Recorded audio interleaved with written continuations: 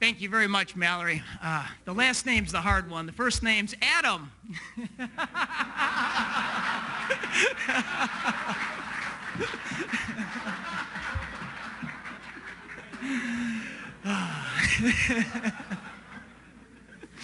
Last name right, at least? Special congratulations for that. Just think how tough it's been growing up. I'm from Illinois. You understand that our #1 manufactured product in Illinois is corruption. So thank you, Mallory. Thank you for putting us all in the same room. Look, the hosts and organizers, they never get enough appreciation. Let's give a big round of applause for Mallory. Thank you.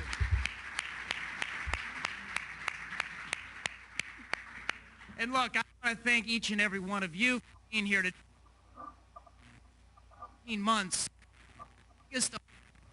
Time, and the president got reelected, and we did not take seats in the United States Senate, and we lost seats in the United States House of Representatives.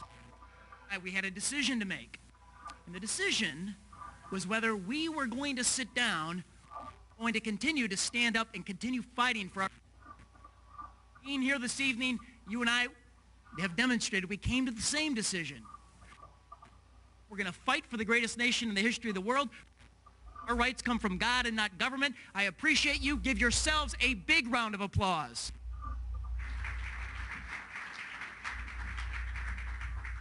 So it's been 18 months, and how's it going in the country?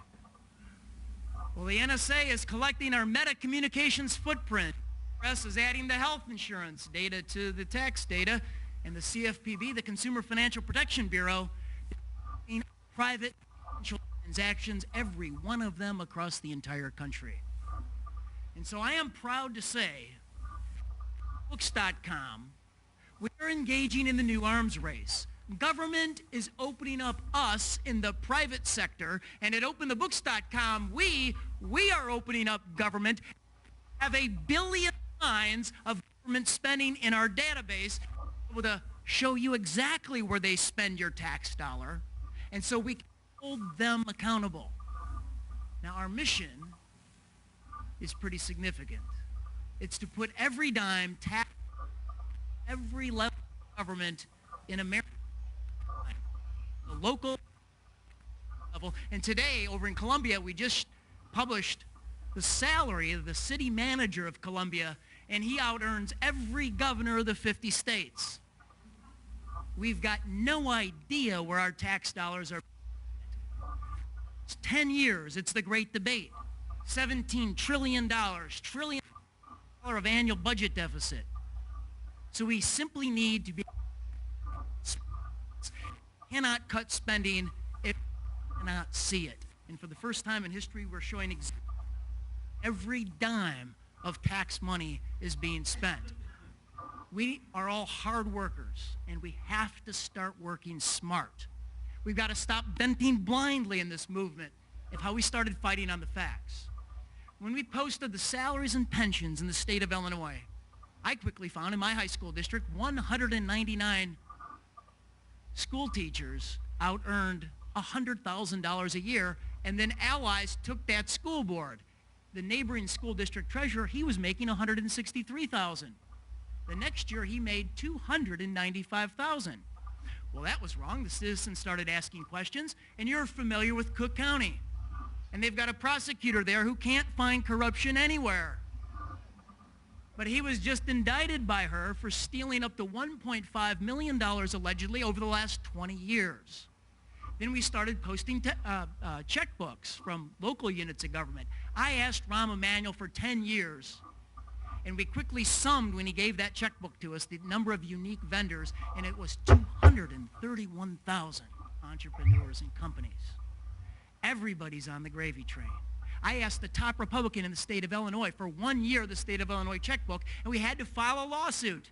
And then we got 9 years, after $80,000 of attorney's fees, we got 9 years of spending $500 billion worth of state spending. And I just used that to out maybe one of the most conflicted journalists in the country.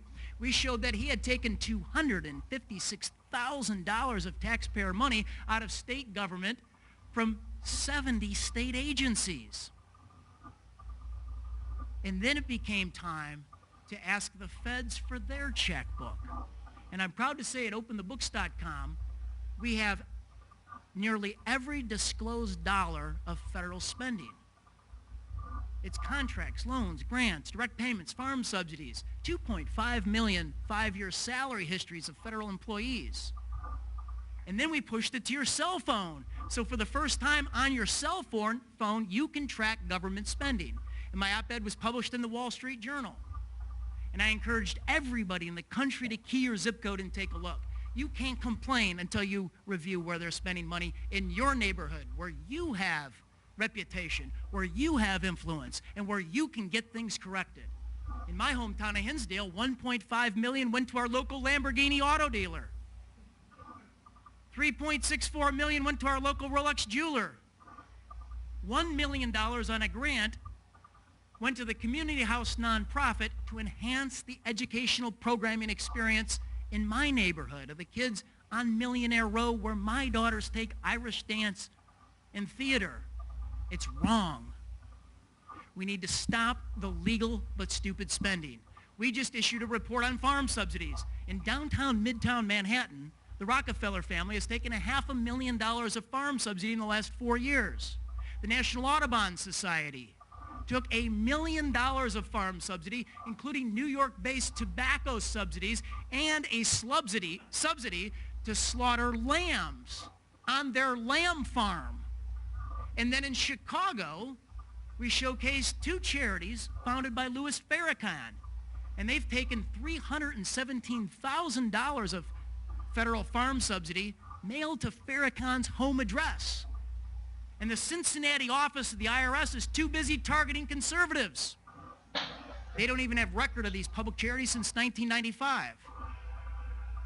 We just published all disclosed federal money into the Fortune 100. Steve Moore put that on the front page of Investors Business Daily.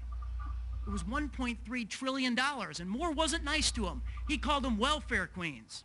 So grab your cell phone, fire up that computer. We cannot complain about Washington, D.C. or Columbia till we take a look at where government at all levels is spending our money. I'm open for questions. Hey, let's take some questions. Questions from Andrew. Question. It's going to be the start of a long relationship, Mallory. It was the Fortune 100. So it was $1.3 trillion. 98.3% of it was on contracts, but 1.7 of it, don't dismiss that amount, because it was $21 billion outside of a bid or a procurement process. These were subsidies. Moore said Republicans have forgot the difference between crony capitalism and free market capitalism. He said Republicans can't go to D.C. to cut entitlements for the poor if you're going to leave daddy warbucks on the dole. Question over here. Have you tracked how much money Michelle Obama has spent on vacations? And if so, how much? I have not. That's been some good reporting in the press. It seems like every time she leaves towns, it's tens of millions of dollars, right? We have reported, and I've done some very good investigative research on the where the insiders moved from the Obama administration in the White House staff over to exclusive no-bid deals on healthcare.gov for millions. Next question. We have time for one more question. Another question here? So one real quick example from the federal checkbook. I did it from my hotel room today. I'm the beneficiary of a Pell Grant. I grew up at or near the federal poverty markers for most of my upbringing, the oldest of 7 kids. I needed that Pell Grant to go to a 4-year school. I started a business, and we repaid taxpayers exponentially. But here in Charleston, there's a school of massage, and it's not a degreed program, 2 or a 4-year. After 10 months and $10,000 of tuition, you get a piece of paper saying that you're certified in massage. They've taken $241,000 of federal Pell Grant and multi-millions of federal student loan. Thank you. I hope everyone's hungry. Website. Please go to openthebooks.com or free download for Apple and Droid. Thank you very much. And Andrew, alias Adam, will be around here to talk with you at the end of the